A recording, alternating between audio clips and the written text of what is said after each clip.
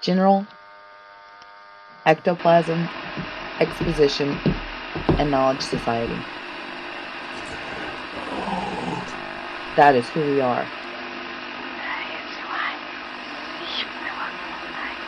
My name is Shauna Summers, founder of Geeks.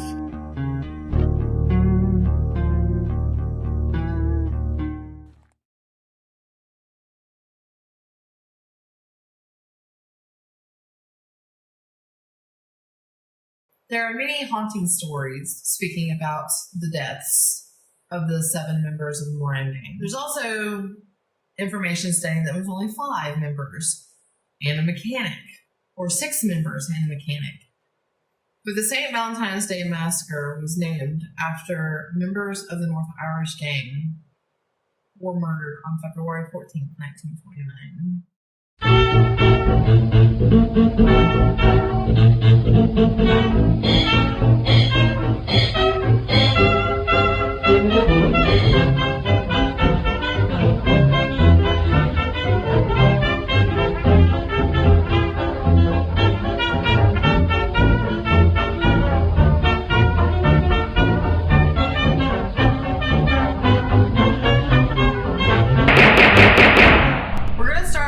With the story of Valentine's Day. Where did it come from? How did Valentine's Day start? Well, it seems to have started with an emperor and a Christian martyr. The actual story of Valentine's Day isn't really romantic at all, in the sense. Unless you consider execution romance. So Saint Valentine was a Roman priest at the time where there was an emperor called Claudius who persecuted the church at that particular time. He also had a law that prohibited young soldiers from marrying. The reason he prevented the young soldiers from marrying is because he believed that young soldiers that weren't married made better soldiers than the soldiers that were married. Which seems to make a lot of sense, where the married soldiers would be more concerned about their wife and children back home and wanting to live to come back home to them. So imagine something back then that would be more popular than just a woman and a man living together. You'd have many women living with one man, or many men and women living together. But back at that time, the Christian faith seemed to be more popular. Saint Valentine was very encouraging of the fact of one man and one woman being together for the rest of their lives in a holy matrimony sort of sense. And he secretly married these people because of the law that Claudius had put out. No marriage at all. Valentine was eventually caught by Claudius and imprisoned. He was also tortured for the marriages that he had performed. There are also legends around Valentine and his imprisonment. One of the men that were set to judge him had a daughter that was blind who would come visit Valentine in prison. While he was in prison and she would come visit him, they would pray. And one day they prayed and something miraculous happened. The blind girl could see again. Well, this just totally turned the judge into a Christian man because, oh gosh, his daughter can now see.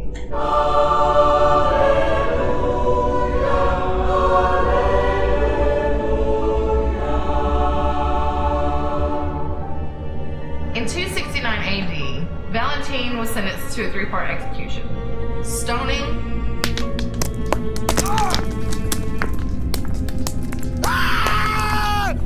beating, and finally decapitation.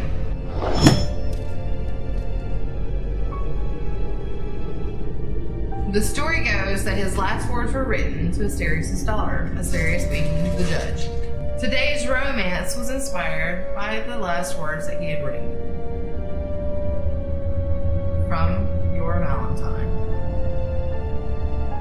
What does the Valentine story have to do with the St. Valentine's Day Massacre? The massacre was on February 14th, 1929. The St. Valentine's Day Massacre was given to the 1929 murder of 7 mob associates and a mechanic of the Northside Irish gang during the Prohibition era. It kind of came about because of the struggle between the Irish-American gang and the Southside Italian gang led by Al Capone. The gang was led by Bugs Moore and the Southside Italian gang that was led by Al Capone. Those 7 men, everybody is supposed to be lovey-dovey and giving off Valentine's Day cards and getting all smoochy and chocolates and candy. Were lined up against a wall, a brick wall, when 2 uniformed police officers entered the building, and 3 others that were dressed in ties, suits, hats, and overcoats held their Tommy guns ready and began firing on those enemies. Once the shooting was completed, there were witnesses that stated that the cops held the other guys that were in the overcoats at gunpoint and led them out of the building. There were 5 members of the North Irish gang. Brand's second in command, Albert Kachillik, his alias is James Clark, was killed along with Adam Heyer. Adam Heyer was the gang's bookkeeper and business manager. Albert Weinschenk, he reportedly managed several cleaning and dyeing businesses for Moran. He also looked like Moran, along with some collaborators, Reinhard Schrimmer and John May, the mechanic for the Moran gang. It is also reportedly said that John May's German Shepherd was barking and whining so much that the boarding house across the street sent someone over to take a look and see what was going on. What they saw frightened them so much, they ran out of the building. When the cops arrived, Frank Gusenberg was still alive. They rushed him to the hospital. The hospital sedated him, did what they needed to do to keep him alive. Cops tried to question him, asked him who shot him, and he just flat out said no one shot him. Then he died. They say the massacre was allegedly led by Al Capone himself. He was trying to eliminate Bugs. The actual plan was to only kill Bugs and a couple of his other lieutenants. It said that the Gusenberg brothers were supposed to drive a truck over to that area and pick up some cases of Canadian whiskey that was stolen. All the victims, but the mechanic, was dressed in fine clothes, which was what gang members dressed as back then, dressed in their finest. However, when the members arrived, Moran wasn't there. Al Capone missed his chance. It is said that these 2 cops and the other people that were there with them unloaded their Tommy guns, some 20 rounds, some 50 rounds, sprayed left to right. Even when the bodies were down, they continued to spray.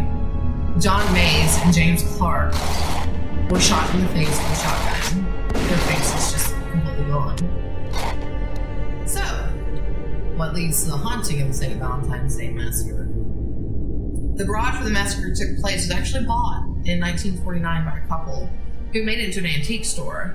However, after many days of scrutinizing looks from onlookers, they ended up closing shop.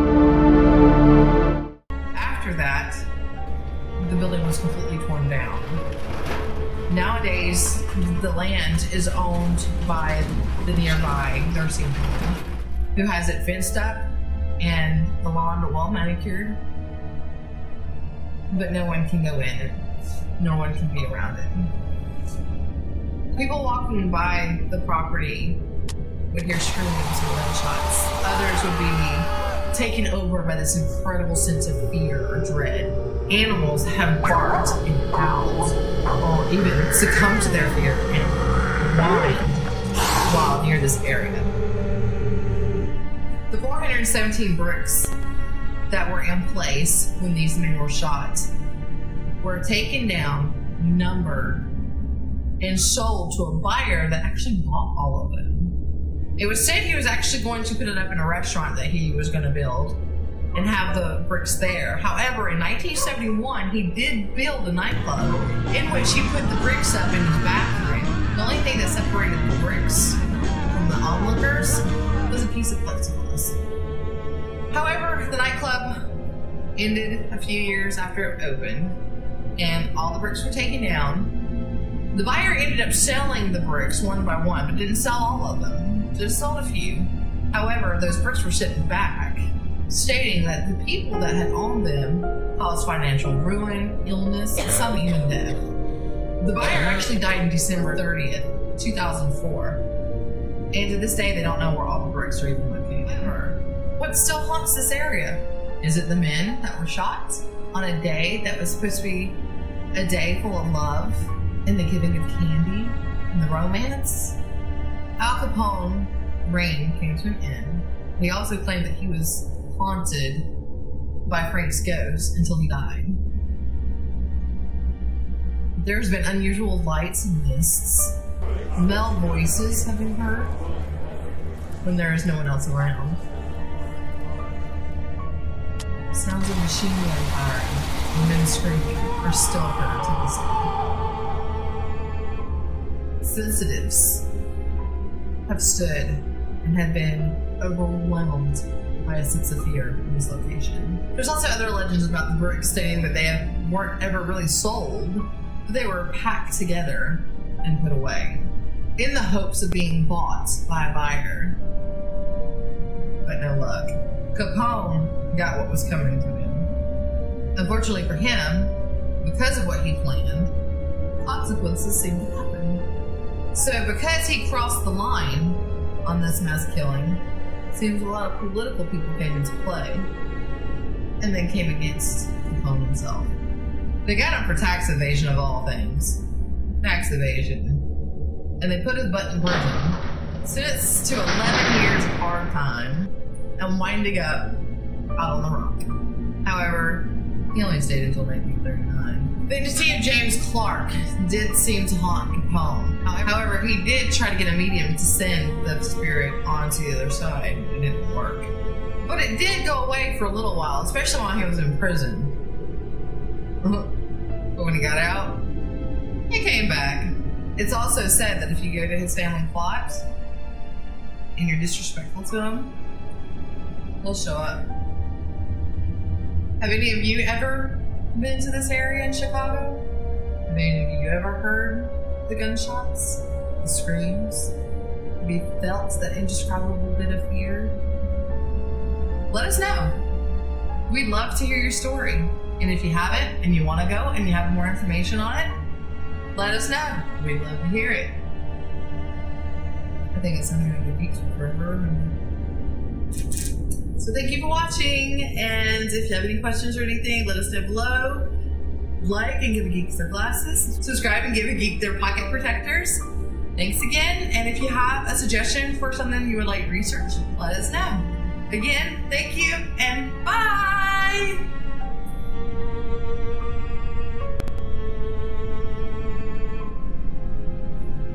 Well, of the St. Valentine's Day Massacre. What leads to the haunting of the St. Valentine's Day Massacre? The garage where the massacre took place was eventually torn down. The only thing separating the bricks was a plexiglass. The only thing separating the bricks was a piece of plexiglass. That was actually the only thing. The only thing that kept. What's a piece of The only thing that separated the bricks from viewers was a piece of plexiglass. And the poo and the pee and the urine and the on December. People that are sensitive to ghosts often feel so much presence in this area. Sensitive people that are sensitive to ghosts, that the border or schwimmer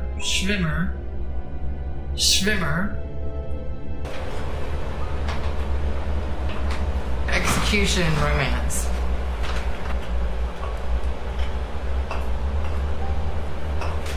Oh, that's my answers.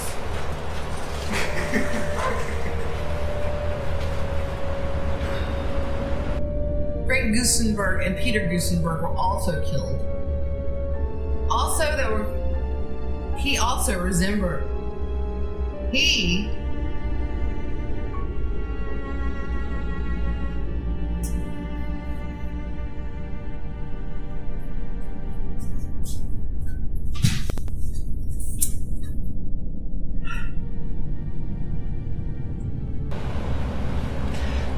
we're gonna start off with. I say so a lot. I noticed that. So. That's when everybody in my work used to know they were in trouble. Who thought marriage to the young soldiers? That's not how I want to say it. Persecuted the church at a certain time. He also had a law that prohibited Capone himself got his just desserts. Capone got his just desserts. And winding out, however, Capone tried to get a medium to, but it didn't work. Give you a what for? It is said that he sometimes visits those that disrespect his area. Legend says that it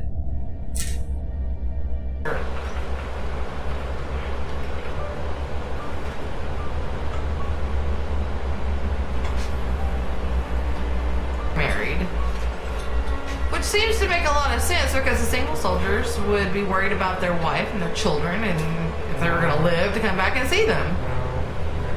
So the single soldiers would be worried about them. Oh. It's about like what I said yesterday when I said we want to go around an 8-mile radius when I meant 8-hour radius. So on the video you'll hear hour. It's like, oh. Really just one woman and one man living together. I'm just...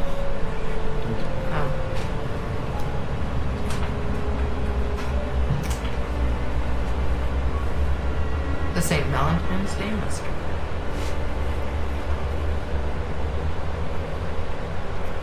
While he's insert choir here, goes that he wrote his last words to Asterius' daughter. I don't think that's how you say that word. Asterius. My bad. The legend goes that the last of and there was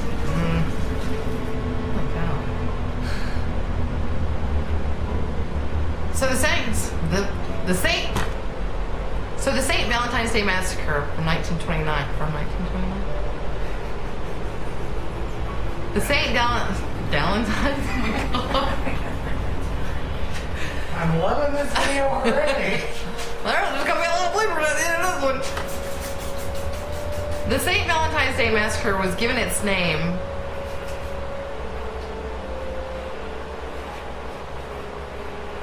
because of the 1929 murder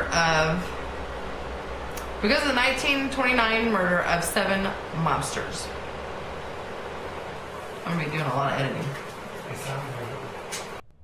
I think it's something that the geeks will always remember.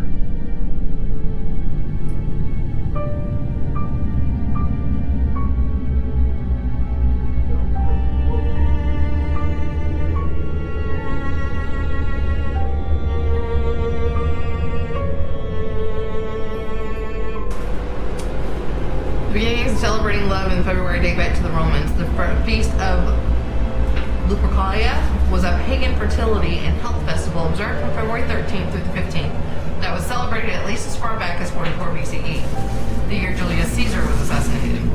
Some historians believe it goes back even further, though with possibly a different name. Connected to the Roman god Lupercus, the equivalent to the Greek god Pan, the festival was originally supposed to be about shepherds and bringing health and fertility to their sheep and cows. When it became more ingrained into Roman culture, it additionally celebrated Lupa, also another possible reason it's named what it is, the she-wolf who nursed the legendary founders of Rome, Romulus and Remus, to health. Religious offerings happened at the cave on Valentine Hill, the place where Rome was thought to be founded. The ceremonies were filled with animal sacrifices, the wearing of goat skins, and nudity. Priests would lead sacrifices of goats and young dogs, animals who were thought to have a strong sexual instinct. Afterwards, a feast would occur with lots of wine flowing. When everyone was fat and happy, the men would shed their clothes, drape the goat skins from the earlier sacrifice on their naked bodies, and run around the city striking naked women. Sounds like Mark. It just sounds like Florida. Subscribe and give Geek the They're pocket protectors.